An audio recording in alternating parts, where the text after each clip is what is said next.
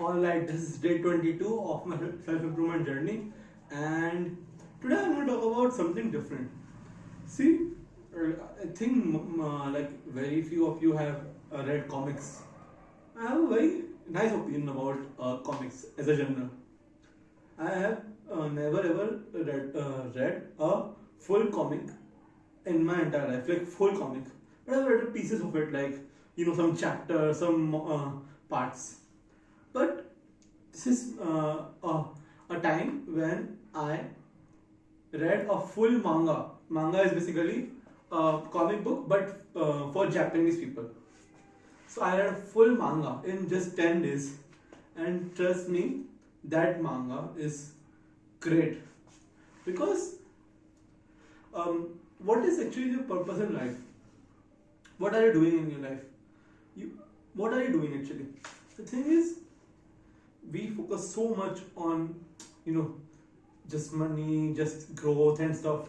Why are we doing it? To be free, to make your own decisions, to make your own decisions. Like you have to do, you can do anything in your world. But what is true freedom? The true freedom is not this. It is a trapped freedom. You get the choices already made out for you. Already. Let me give you an example. What school do you go to? Probably the one in your locality. Just because you were born there or you live there, you have to choose a particular school that is in your area. So, see, that is, I'm not saying that you have an option that you can study in a different city for you, better school. But the thing is, most of our choice are actually not by us, but actually made by different people, like maybe your parents, your grandparents, or even your friends. Yes. Let me give you a very silly example. Let's say you wanted to eat something good today, but your mother made lauki ki sabji or gil ki sabji. So now you can't do anything. You have to eat it. So that choice is not made by you. It is made by your mother.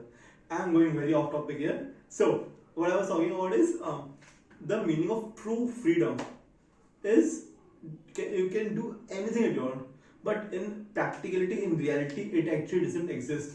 Because just think about it, man. If you are free to make your own decisions, see, being independent and being free is two different concepts. You can be independent, but you cannot be truly free, because being free is, I would say, impossible in this reality. Yeah, not even in reality, anywhere, because your choices are already predefined and everything else. Now, why am I talking about this? Because the manga that I read is Attack on Titan, or you can say in Japanese, Shingeki no Kyojin. Now, the thing is, this manga is not based upon freedom at the face value, but when you go through the story, you see the main character's progression. You see how actually the world works there, the world system, world building, and everything. It indicates a strong, I would say, direction towards what free will actually is. See, I have seen a few videos online that they claim free will actually doesn't exist because of some quantum mechanics and stuff. I'm not going to go into that because that is not my core area of expertise. Yeah, so that is it. Now, in that particular manga, I'm just going to give you a bit of synopsis of that manga in just 5 minutes, and then we'll do it. So, in that manga, there is a boy who lives in 3 worlds. Now, what are these 3 worlds? Basically, they live on an island. Like the whole world is basically on an island. Now, there are 3 walls in that island. One is outer wall, then a middle wall, and then there is a very shorter wall. These walls are made to be prevented from a gigantic monsters called titans. Now, I really get that in the future of this, like in the future episodes, or I would say future chapters, we get to know is the titans are actually humans. that were given a titan serum to be like that. They are very gigantic and they are, threatening, and they eat humans. Why they eat humans? Because there's a very interesting concept in the comics. I wouldn't spoil it for you. That was a bit synopsis. Now, you know why the walls exist now. But see, as a cattle, as any animal was caged in a prison, what would that animal would like to go out of the prison? That's what the main character of the story drives. So he drives that I want to go out. I want to see the outside world. I want to see what the sea looks like. I want to see what snow looks like, what anything looks like. Because they are stranded in an island that is covered by big gigantic walls, around 15-meter walls. That is a huge size.